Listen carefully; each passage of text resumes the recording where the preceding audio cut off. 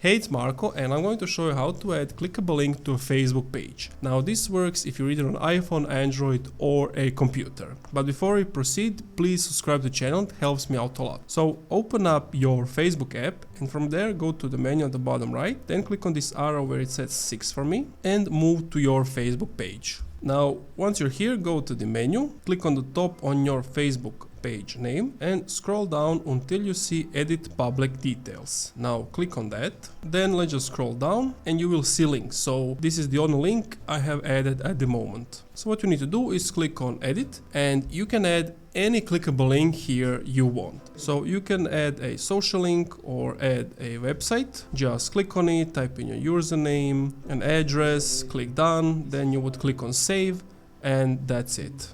And then once you have saved it, it will show up here. Thank you for watching this video. If you enjoyed, leave a like, comment, subscribe. If you had some issues during these steps, let me know what's the problem and I'll do my best to help you with it. See you in the next video.